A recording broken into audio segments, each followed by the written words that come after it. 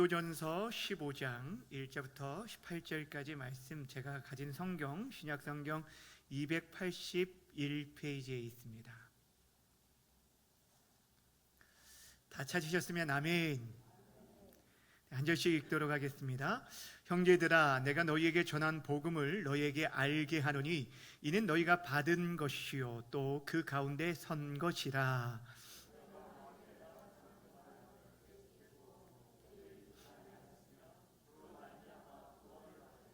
내가 받은 것을 먼저 너희에게 전하였노니 이는 성경대로 그리스도께서 우리 죄를 위하여 죽으시고 게바에게 보이시고 후에 12 제자에게와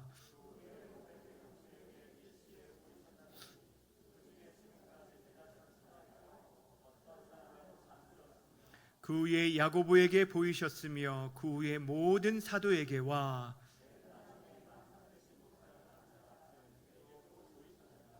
아멘.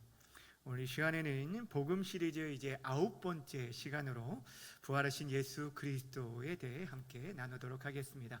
제목을 함께 따라하도록 하겠습니다. 부활하신 예수 그리스도.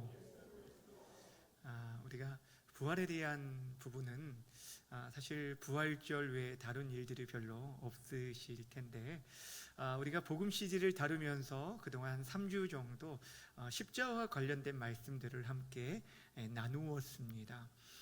율법과 의의 개념으로부터 시작해서 율법의 행위로는 하나님 앞에 의롭다함을 받을 수 있는 인생이 하나도 없었는데 하나님의 한 의가 나타났다. 즉 예수 그리스도의 십자가의 속량을 통해서 우리가 하나님께로 나아갈 그 의의 길이 열리게 되었다라고 말씀하면서 예수님의 십자가는 곧 우리의 죄에 대한 형벌 대속적 죽음이었고, 더 나아가서 이 예수님의 십자가는 하나님의 공의와 사랑을 온전히 만족시킨 하나님의 지혜였다라고 말씀을 드렸습니다. 이것이 지난 시간까지 우리가 다룬 말씀입니다. 이제 오늘 우리는 예수님의 십자가와 함께 반드시 기억해야 할 부활에 대한 말씀을 함께 나누려고 합니다. 여러분, 흔히 기독교 신앙의 두 기둥을 뭐라고 말하냐면 십자가와, 다시요, 뭐라고요? 이 두 기둥이 뭐라고요? 십자가와 부활. 이 십자가와 부활을 기독교 신앙의 두 기둥이라고 말을 합니다. 그러니까 우리 그리스도인들이 믿는다라고 할 때 그 믿음이라는 것은 예수님의 십자가와 부활을 믿는 것을 말하는 것이고, 그 십자가와 부활을 믿음을 통해 우리에게 나타난 그분의 능력과 그 결과를 우리 삶에 적용하며 살아가는 자들이 바로 그리스도인이라는 거예요. 그러니까 여러분, 우리가 십자가와 부활의 의미를 알면 알수록 우리의 믿음이 견고하게 되어지는 것입니다.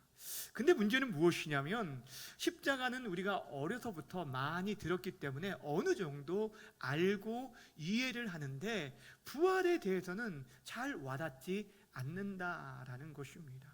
예수님 부활하셨는데 그것이 정말 나와 어떠한 관계가 있는지를 정확하게 알지 못하기 때문에 사람들이 우리에게 부활의 의미가 무엇입니까? 라고 묻는다면 뭐라고 대답을 하냐면, 흔히 우리도 장차 언젠가는 예수님처럼 부활할 것입니다 라는 정도의 아주 막연한 소망만을 이야기한다라는 것입니다. 근데 사랑하는 여러분, 기억하시길 바랍니다. 예수님의 십자가뿐 아니라 예수님의 부활 사건도 바로 우리에게 복음이라는 사실입니다. 그렇게 사도들이 복음을 증거할 때 늘 언제나 함께 십자가와 함께 증거한 것이 바로 예수님의 부활 사건이었어요. 오늘 우리가 읽은 본문도 마찬가지입니다. 사도 바울이 고린도 교회 성도들에게 자신이 전한 복음이 무엇인지에 대해서 소개해주고 있는데, 특별히 1절부터 4절까지의 말씀은 복음의 원형이라고 부르면서 이 바울이 전한 복음의 핵심 메시지가 무엇인지를 우리에게 가르쳐주고 있습니다. 1절부터 4절까지를 다시 한번 집중해서 바울이 전한 복음이 무엇이었는지 우리 함께 읽어보도록 하겠습니다. 시작. 형제들아, 내가 너희에게 전한 복음을 너희에게 알게 하노니 이는 너희가 받은 것이요 또 그 가운데 선 것이라. 너희가 만일 내가 전한 그 말을 굳게 지키고 헛되이 믿지 아니하였으면 그로 말미암아 구원을 받으리라. 내가 받은 것을 먼저 너희에게 전하였노니 이는 성경대로 그리스도께서 우리 죄를 위하여 죽으시고 장사 지낸 바 되었다가 성경대로 사흘 만에 다시 살아나사. 그리고 나서 이제 쭉 예수님의 살아나신 일에 대해서 증거하고 있어요. 여러분 보세요. 사도 바울이 자신이 전한 복음을 헛되이 믿지 않으면, 즉 온전히 믿으면 이로 말미암아 구원을 받을 것이다 라고 말하면서 그가 전한 복음의 핵심이 무엇이라고 말하냐면 두 가지로 요약하고 있어요. 성경대로 그리스도께서 우리 죄를 위하여 뭐 하셨다? 죽으셨다. 그리고 성경대로 예수님께서 죽은 자 가운데 뭐 하셨다? 다시 살아나셨다. 즉 사도 바울뿐 아니라 모든 사도들이 전한 복음의 핵심 메시지는 예수님의 십자가와 부활이라는 거예요. 그러니까 여러분들이 누군가 여러분들에게 복음이 무엇입니까? 라고 질문한다면 가장 쉽게 대답할 수 있는 게 뭐냐면 예수님의 십자가, 예수님이 우리 죄를 위해 십자가에 죽으시고 성경대로 죽은 자 가운데 다시 살아나신 것입니다 라고 전하는 것이 정답이라고 할 수 있습니다. 자, 그런데 사랑하는 여러분, 우리가 이렇게 예수님의 십자가 부활을 우리가 알아야 하는데 분명 우리는 예수님의 십자가는 우리의 죄사함을 위한 귀한 사역이요 예수님께서 이 땅에 오신 궁극적인 목적이라는 것을 잘 알고 있습니다. 그것이 이 예수님의 십자가가 우리의 구원의 근거가 되는 것이기 때문에 우리가 결코 놓쳐서는 안 될, 우리가 꼭 붙잡아야 할 진리라는 걸 알고 있습니다. 근데 마찬가지로 부활도 그렇다는 거예요. 우리가 예수님의 십자가만을 붙드는 것으로 그쳐서는 안 된다는 것입니다. 예수님의 십자가의 대속사역으로 죄사함을 받았는데 그로 인해서 우리가 누리게 되는 구원의 실체와 그 구원의 모든 내용이 바로 어디에 담겨 있냐면 바로 예수님의 어디에 있다는 거예요? 부활을 통해 드러나게 되었다라는 사실입니다. 예수님의 부활을 통해 그 구원이 우리의 실체와 내용이 되었고 우리의 삶에 적용되어지게 되었어요. 그렇게 사랑하는 여러분, 예수님의 십자가뿐 아니라 부활의 복음을 바르게 깨달아야 돼요. 다시 말씀드리면 우리가 반쪽짜리 믿음이 아닌 온전한 믿음으로 살기 위해서는 우리가 예수님의 부활 사건에 대해서 바로 알아야 한다라는 것입니다. 그래서 오늘 우리가 예수님의 부활의 의미와 의의를 살펴보려고 하는데 그 전에, 그에 앞서서 예수님의 부활이 정말 우리의 복음이 되어지기 위해서 우리가 먼저 기억하고 확인해야 할 한 가지 사실이 있습니다. 그것이 무엇이냐면 바로 예수님의 부활은 실제 역사 속에 일어난 역사적인 사건이었다는 사실입니다. 다시 말씀드립니다. 여러분, 예수님의 부활 사건은 그냥 막연하게 일어난 사건이 아니라 어떤 것이냐면 실제 역사 속에서 일어난 역사적 사건이었다는 거예요. 여러분, 이것을 확인하는 게 왜 대단히 중요하냐면 이 시대가 참 안타깝게도 예수를 믿는다고 말하는 사람들 가운데 예수님의 십자가 사건은 실제 이 땅에 일어난 그런 실제 역사적 사건으로 받아들이는데 예수님의 부활 사건에 대해서는 그냥 다만 상징적이고 영적인 의미로만 받아들인 사람들이 간혹 있다라는 거예요. 특히 여러분, 자유주의 신학자들의 영향으로 인해서 예수님의 부활, 예수님의 실제 부활하심이 사실인지 아닌지 중요한 것이 아니라 우리 마음 가운데 여전히 살아있는 그 사실 하나만으로 중요하다라고 주장하고 있기 때문에 이 예수님의 부활 사건을 단지 상징적이고 교훈적인 의미로만 받아들인다는 거예요. 그런데 사랑하는 여러분, 예수님의 부활 사건이 실제 역사 속에서 일어난 사건이 아니라면 우리는 어떠한 부활의 능력과 그 은혜와 그 생명의 역사가 우리 가운데 나타날 수 없고 우리의 믿음은 헛된 것이 될 수밖에 없다라는 거예요. 그것이 성경이 우리에게 말해주고 있는 거예요. 여러분, 지금 사도 바울이 이 고린도 교회에 편지를 쓴 이유가 바로 여기에 있었어요. 죽은 자의 부활을 믿지 못한 그들에게 예수님께서 부활하심에 대해서 얘기하면서 부활이 없다면 우리 인생, 우리 믿음이 헛될 수밖에 없다라고 말해준 것입니다. 오늘 본문 우리가 읽지는 않았지만 15장 14절 17절 말씀 화면을 보면서 함께 읽도록 하겠습니다. 시작. 그리스도께서 다시 살아나지 못하셨으면 우리가 전파하는 것도 헛것이요 또 너희 믿음도 헛것이며, 그리스도께서 다시 살아나신 일이 없으면 너희의 믿음도 헛되고 너희가 여전히 죄 가운데 있을 것이요. 아멘. 여러분 지금 뭐라고 말씀하고 있습니까? 예수님께서 죽은 자 가운데서 살아나지 못했다면, 그 부활이 역사적 사실이 아니라고 한다면 우리의 믿음도 헛되고 우리의 전파하는 것도 헛되고 우리는 여전히 죄 가운데 있을 것이다 라고 말하고 있고요. 그리고 그 후에 뭐라고 말씀하냐면, 예수님의 부활이 없다면 이 세상 모든 사람들 가운데 우리들이 가장 불쌍한 자라라고 말해주고 있다라는 것입니다. 그러나 사랑하는 여러분, 우리 주 예수 그리스도께서 분명 다시 살아나셨습니다.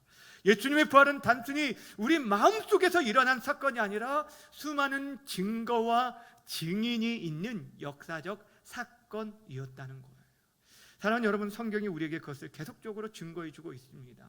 예수님께서 실제 부활하셨다는 것은 예수님의 빈 무덤을 통해서 증거해 주고 있고, 특별히 여러분 예수님의 제자들의 변화된 삶을 통해서 정말 예수님이 부활하셨다는 것들을 아주 선명하게 우리에게 증거해 주고 있습니다. 또한 예수님의 부활을 목격한 수많은 증인들이 있었다고 오늘 성경이 우리에게 말씀해 주고 있습니다. 본문 5절부터 8절까지의 말씀 제가 읽어드리겠습니다. 게바에게 보이시고 후에 12 제자에게와 그 후에 500여 형제에게 일시에 보이셨나니 그 중에 지금까지 대다수는 살아있고 어떤 사람은 잠들었으며, 그 후에 야고보에게 보이셨으며 그 후에 모든 사도에게와 맨 나중에 만삭되지 못하여 난 자 같은 내게도 보이셨느니라. 아멘.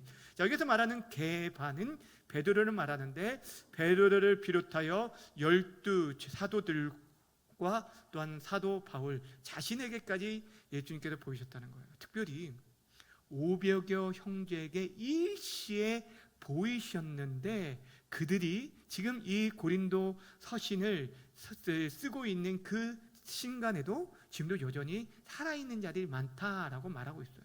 여러분, 이렇게 수많은 부활의 증인과 증거들이 있음에도 불구하고 대적자들은 예수님의 부활을 부인하면서 거짓 증거를 내세웠는데, 그 대표적인 주장이 무엇이냐면 제자들이 예수님의 시신을 도적질해 갔다라는 그런 주장이었습니다. 여러분, 이 주장은요 성경이 기록될 당시에도 유대 사회에 두루 퍼지게 된 소문이었어요. 마태복음 28장 11절부터 15절까지 말씀입니다. 자, 함께 읽어볼까요? 좀 길지만 함께 읽겠습니다. 시작. 여자들이 갈 때 경비병 중 몇이 성에 들어가 모든 된 일을 대제사장에 알리니. 자, 여기서 보시면 여기서 지금 경비병들이 말하는 것은 예수님의 부활을 경험하고 나서 지금 대제사장들에게 가서 알리는 거예요. 뭐라고 얘기한지 함께 다시 한번 그들이 거기부터 다시 읽겠습니다. 시작. 그들이 장로들과 함께 모여 의논하고 군인들에게 돈을 많이 주며 이르되, 너희는 말하기를 그의 제자들이 밤에 와서 우리가 자일 때에 그를 도적질하여 갔다 하라. 만일 이 말이 총독에게 들리면 우리가 권하여 너희로 근심하지 않게 하리라 하니, 군인들이 돈을 받고 가르친 대로 하였으니 이 말이 오늘날까지 유대인 가운데 두루 퍼지니라. 아멘. 여러분, 예수님의 무덤을 지키던 경비병들이 예수님의 부활을 목격하고 두려움에 빠졌습니다. 그리고 대제사장들에게 와서 그 모든 사실을 말했는데, 이 대제사장들은 그 모든 사실을 덮어버리기 위해서 어떠한 일을 꾸며낸 줄 아십니까? 바로 제자들이 어떻게 했다는 거예요? 그들이 밤에 잠든 사이에 이 제자들이 예수님의 시신을 도둑질하게 했다라고 이 돈을 주고 군인들을 매수하게 되었습니다. 그리고 그 소문이 오늘날 그 당시 유대 사회에 그대로 퍼지게 되었다라고 말하고 있어요. 그런데 사랑하는 여러분, 이 도적질에 대한, 이 시신 도적질에 대한 주장이 거짓이라는 것들을 우리는 쉽게 발견할 수 있습니다. 그 첫 번째로 무엇을 들 수 있냐면 예수님의 제자들은 사실 처음부터 예수님의 시신을 도둑질할 그런 생각을 전혀 가지고 있지 않았다는 거예요. 여러분, 우리가 알고 있듯이 예수님의 제자들은요, 예수님께서 부활하실 것이라는 그 말씀을 믿지도 기억하지도 못했어요. 그래서 예수님께서 잡히실 때 그 다 뿔뿔이 흩어졌고 예수님이 십자가에 못 박히셨을 때 그들이 두려워 모두가 숨어 있었다고 성경은 말씀하고 있습니다. 거기서 그치지 않아요. 예수님의 부활 소식을 다른 사람이 들려줄 때 그거를 믿지 못했을 뿐 아니라 실제 예수님, 부활하신 예수님이 자신들에게 나타났는데 그 가운데 믿지 못한 자도 있었다는 거예요. 그런데 여러분, 그런 제자들이 어떻게 여러분 예수님의 시신을 훔쳐서 예수님이 살아났다라고 주장할 수 있습니까? 그럴 수 없다라는 거예요. 또 한 가지 증거를 우리가 생각해 본다면 예수님의 무덤을 당시에 지켰던 사람들은 당시 무장하고 있었던 로마 군인들이었어요. 여러분, 유약한 이 제자들이 어떻게 그 로마 군인들을 무찌르고 임봉된 그 돌을 굴려내어서 예수님의 시신을 훔쳐올 수 있겠습니까? 결코 그럴 수 없다는 거예요. 여러분, 예수님의 무덤을 누가 지키고 있었다고요? 로마 군인들, 무장한 로마 군인들이 지키고 있었는데 그 로마 군인들이 지킨 이유가 무엇인 줄 아십니까? 아이러니하게도 여러분, 예수님의 제자들은 예수님께서 부활하실 거에 대한 것들을 믿지도 기억하지도 못했는데 대제사장들과 서기관들은 예수님이 죽으신 후에 어떤 걸 기억했냐면 예수님께서 살아생전에 자신이 3일 만에 부활하실 거라는 말씀을 하신 것을 기억했어요. 그래서 빌라도에게 찾아가서 한 가지 부탁을 했는데 어떤 부탁을 했는지 마태복음 27장 62절부터 65절까지 좀 길지만 제가 읽어드릴게요. 자, 화면을 보고 잘 따라오세요.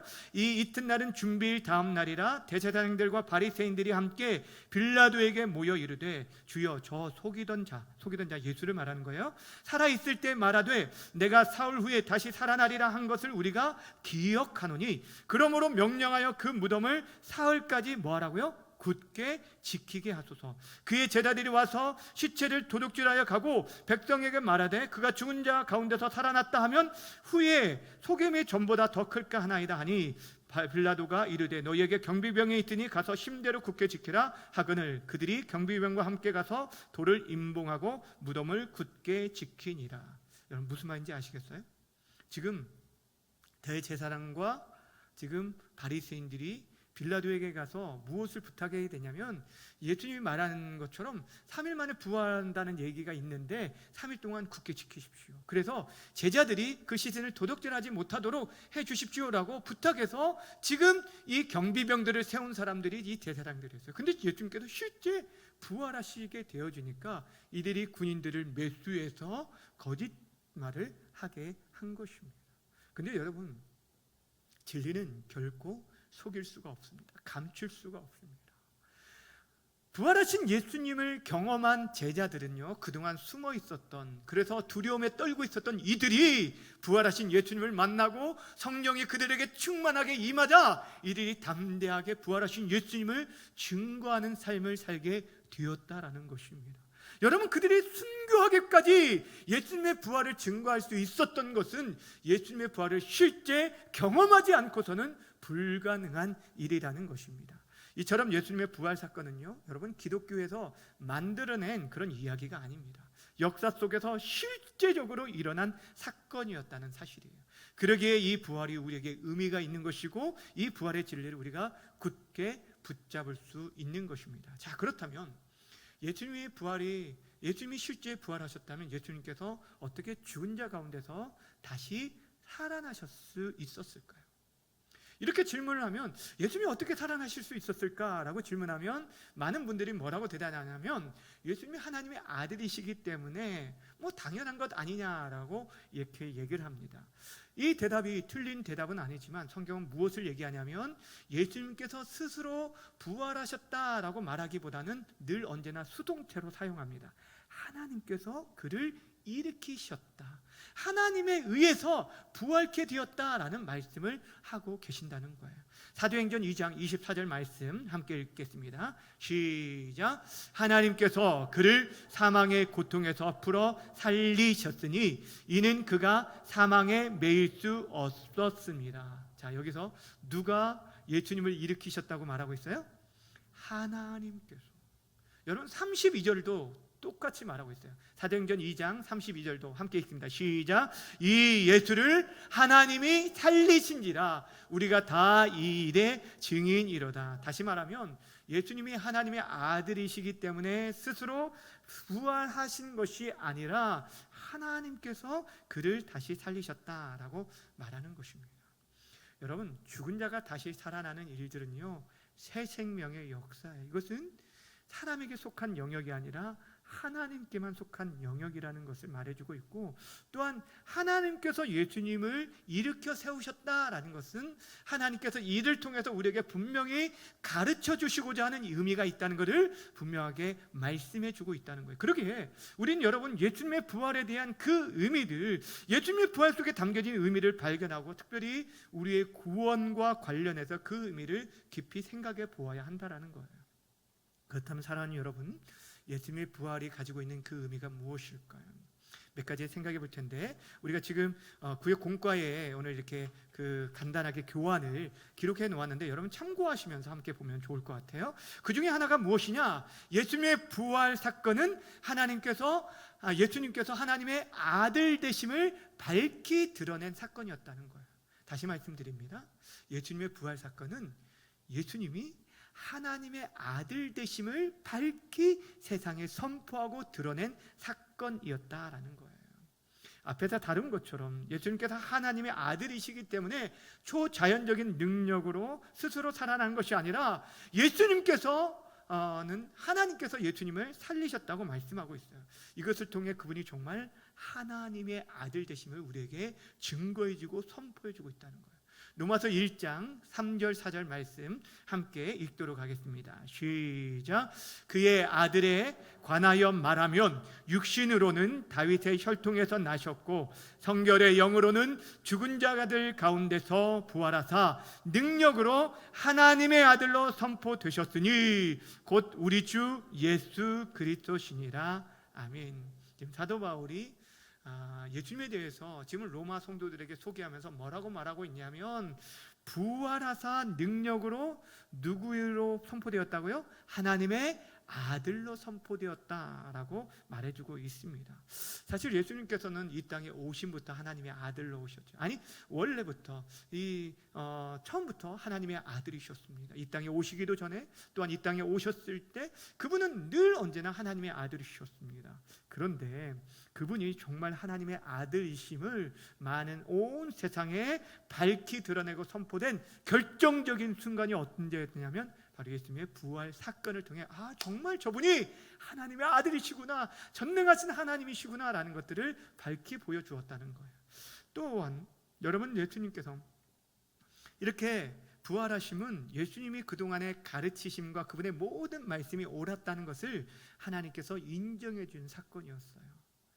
여러분, 예수님이 그동안 제자들에게 자신의 순환에 대해서 예고해 줄 뿐 아니라 자신이 부활하실 거에 대해서도 여러 차례 말씀해 준 바가 있습니다.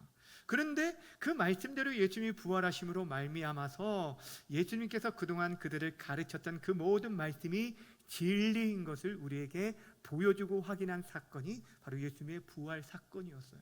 그러게 우리가 지금도 그분의 말씀을 붙들고 그분의 말씀을 쫓아 살아갈 수 있게 되어진 것입니다. 여러분, 예수님의 이 부활 또 한 가지 우리가 생각해야 할 의미는 무엇이냐면 예수님의 부활은 예수님이 자신의 의로움을 나타낸 사건이었다는 거예요. 따라합시다. 예수님의 부활은 자신의 의로움을 나타낸 사건이었습니다. 여러분, 이 말을 좀 쉽게 신학적으로 말하면 예수님의 부활은 예수님의 칭의였습니다. 우리가 앞에서 살펴봤던 사도행전 2장 24절 다시 한번 보시면 이렇게 말씀하고 있어요. 하나님께서 그를 사망의 고통에서 풀어 살리셨으니 이는 그가 어디에 매일 수 없었다고요? 사망에 매일 수 없었다. 이 말은 그분이 죄가 없으신 의인이라는 걸 드러내고 있어요. 죄가 없으신 의인이기에 죄의 싹은 사망이지만 그분이 의인이기에 사망이 그를 가둘 수 없었다라고 말씀해 주고 있어요. 여러분 잘 생각해 보세요. 예수님께서 만약 십자가에서 죽고 끝나셨다라고 한다면 그분의 죽음이 정말 우리의 죄를 위한 죽으심이었는지 아니면 자신의 죄로 인해 죽으셨는지 확인할 길이 없었습니다. 여러분, 당시 유대인들이 볼 때 예수님의 죽음, 그는 하나님의 저주를 받은 나무에 달린 자가 되었기에 예수님의 죽으심은 자기의 죄로 죽음이라고 생각했던 거예요. 근데 예수님께서 부활하심으로 예수님의 죄가 없으신 의인임을 보여줄 뿐 아니라 그분의 죽으심은 자신의 죄에 대한 죽음이 아니라 그분의 말씀처럼 우리의 죄를 대신한 죽음이었다는 것을 밝혀준 것이 바로 이 부활 사건이었습니다. 예수님 비록 우리의 죄를 대신하여 짊어지시고 우리의 죄값으로 죽으셔야만 했지만 그분은요 하나님의 뜻을 온전히 순종하시고 만족하신 의의 공로를 가지고 계십니다. 여러분, 그 의의 공로를 가진 자에게 하나님께서 주시는 것이 영생이라고 우리가 계속적으로 말씀드렸는데, 여러분 다시 설명드리면 죄의 싹은 무엇이죠? 사망입니다. 그리고 의를 행한 공로의 생명이라는 그런 선물, 그 상급이 처음부터 정해져 있었는데 우리 주님께서 하나님으로부터 하나님의 말씀에 정말 온전히 그 율법을 다 지켜 행하심으로 말미암아 하나님으로부터 영원한 생명을 받으시고 그 생명으로 인해서 죽음을 뚫고 부활하시게 되었습니다. 다시 말씀드리면 십자가를 통해 값을 다 지불하셨고 하나님이 주신 영생을 통해서 예수님께서 부활하신 거예요. 근데 중요한 게 무엇이냐면 예수님께서 받으신 그 의와 생명은 자기 자신을 위해 받은 것이 아니에요. 여러분 생각해보세요. 예수님은 하나님의 아들이시죠. 그분은 원래 의로우신 분이고 영원한 생명을 가지신 분이기 때문에 그분이 받은, 하나님께로 받은 그 영생과 의는 그분을 위한 것이 아니라 바로 저와 여러분을 위한 의와 생명이었다는 것입니다. 그러게 예수님이 우리를 대신하여 죄값을 치르셨을 뿐 아니라 우리를 결국에 의롭다 하시기 위해서 부활하신 거예요. 결국 예수님의 부활은 우리를 의롭게 하신 사건이라고 성경은 말씀하고 있습니다. 로마서 4장 25절 말씀 또 함께 읽겠습니다. 로마서 4장 25절. 자, 로마서 4장. 제가 읽어드릴게요. 지금 준비가 안 됐나 봐요.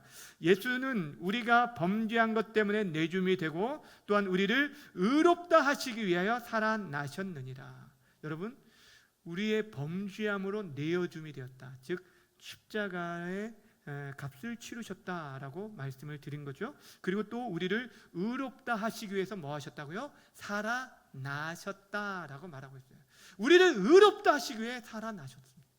예수님이 죽으심과 부활은 결국에 우리의 구원과 우리를 의롭다 하시기 위함이었다라는 것입니다. 사랑하는 여러분, 우리가 하나님 앞에 의롭게 되어진 것, 우리가 무엇을 통해서 확실하게 드러나게 되었냐면 바로 예수님의 부활 사건 때문이었어요. 이 예수님의 부활 사건을 통해서 그분이 하나님의 아들 되심을 선포할 뿐 아니라 그분이 우리를 의롭다 하기 위해서 부활하셨음이 밝히 드러나게 되어진 것입니다. 사랑하는 여러분, 한마디로 예수님의 부활 사건은 우리의 구원을 위한 사건이기에, 그러기에 예수님의 부활은 예수님 자신에게서 끝난 것이 아니라는 거예요. 중요한 것이 바로 여기서부터입니다. 여러분, 우리가 그동안 예수님 부활하셨지. 근데 그 부활이 누구를 위한 부활이었는지, 그분이 의와 생명을 가진 그것을 누구에게 주기 위해서 부활하셨냐면 바로 저와 여러분에게 주기 위함으로 이 땅에 오셨다는 거예요. 중요한 사실은 우리가 예수님을 믿는 순간 우리는 예수님의 부활에 참여하게 된다는 거예요.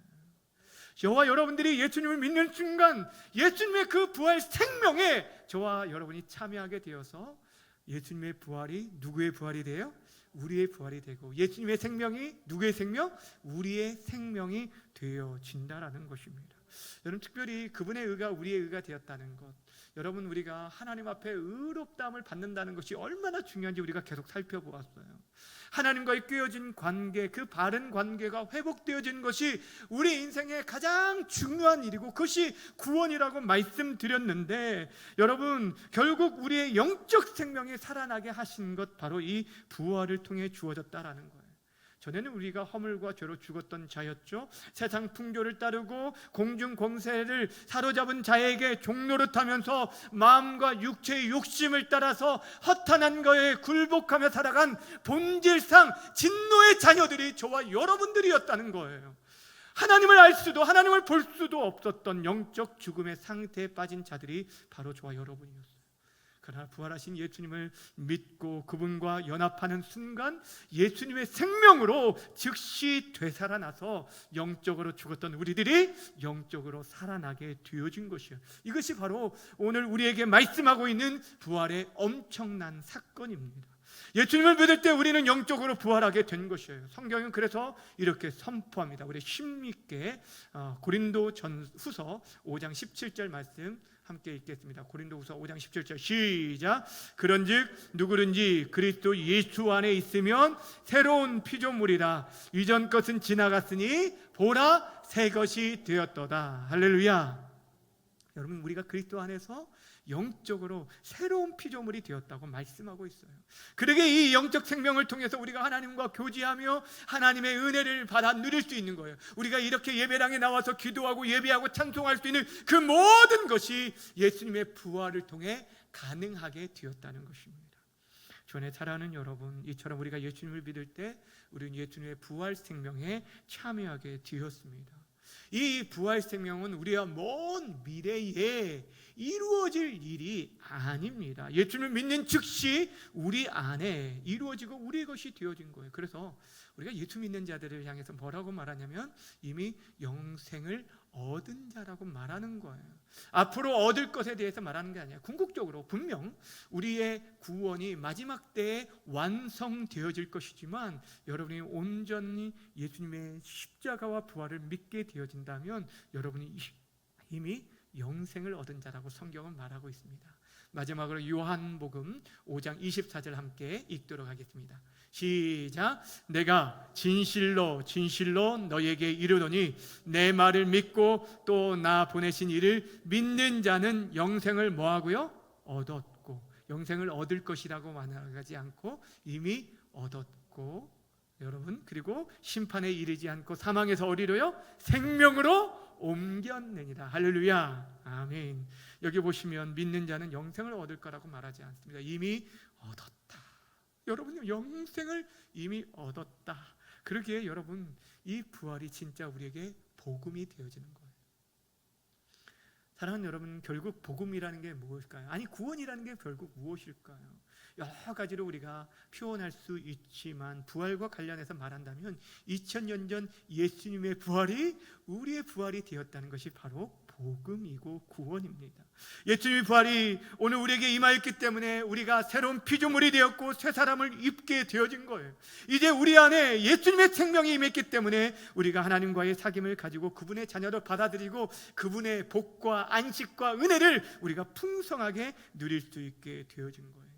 우리가 이렇게 기도할 수 있는 것, 우리가 하나님께 나와서 예배할 수 있는 것, 선을 행할 수 없는 인생들이 선에 대해서 갈망하며 살아갈 수 있는 그 모든 것이 바로 예수님의 부활 생명을 통해 가능하게 되었다는 거예요. 거기서 그치지 않습니다.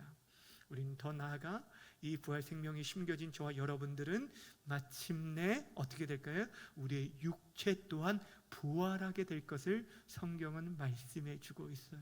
그래서 예수님의 부활이 우리 육적 부활의 보증이 된다라고 말해 주는 것입니다. 태초에 아담에 의해서 여러분 그 범죄함으로 인해서 영적 죽음이 왔고 이 영적 죽음은 결국에 육적 죽음으로 이르게 되었는데, 반대로 이제 어떤 일이 일어나게 됐냐면 예수님의 부활을 믿는 순간 우리는 영적 부활, 영적 생명을 얻게 되어지고, 그리고 마지막에 육적 생명, 즉 육적으로 육체의 부활 또한 우리 가운데 올 것을 말씀하고, 이것이 성경이 우리에게 약속하신 바고 우리의 소망이 되어지는 것입니다. 그러게 사랑하는 여러분, 예수님의 부활이 얼마나 놀라운 복음인지 모릅니다. 왜 여러분 성경이 우리에게 복음에 대해서 말할 때 왜 기독교의 두 기둥이 십자가와 부활이라고 말하는지 여러분 이해하시겠습니까? 우리가 이 생명을 이미 받은 자가 되었어요. 그렇게 사랑하는 여러분, 우리가 예수님의 십자가의 값을 믿는 것처럼 마땅히 예수님의 부활 생명도 믿어야 합니다. 이 부활 생명이 우리를 새로운 피조물이 되게 하였고 우리를 의롭다 함으로 새 사람이 되게 하였음을 믿고 살아가야 돼요. 이것이 진짜 믿음이에요. 여기까지 믿어야 진짜 믿음이 되어지는 거예요. 십자가만 믿는 것이 아니라 부활까지 믿어야 진짜 믿음입니다. 그렇게 사랑하는 여러분, 예수님의 부활을 온전히 붙드시고 믿으시기 바랍니다. 그분의 부활하심은 역사적으로 일어난 실제 사건이었으며 그분의 부활은 곧 우리를 의롭다 하시기 위한 부활이었음을 믿으시길 바랍니다. 그럴 때 그분의 부활이 누구의 부활이 된다고요? 우리의 부활이 되고 그분의 생명이 우리의 생명이 되고 그분의 승리가 궁극적으로 저와 여러분의 승리가 되어질 것입니다. 바라고 하기는 이 예수님의 부활 생명을 가지고 남은 생에 부활 소망, 부활의 산 소망을 가지고 담대히 살아가시되 여러분 남은 생에 정말 부활의 증인으로 살아갈 수 있는 저와 여러분 모두가 되어지길 주님의 이름으로 간절히 축원합니다. 기도하겠습니다. 오늘 말씀을 우리가 생각하면서 함께 합심하여 좀 기도했으면 좋겠는데, 사랑하는 여러분, 여러분에게 스스로 한번 좀 질문해 보셨으면 좋겠어요. 눈을 감고 여러분, 예수님의 부활이 정말 나의 부활됨을 나는 진정 믿고 있는지, 나는 지금 그 부활 생명으로 살아가고 있는지. 사도 바울이 이런 말씀을 했습니다.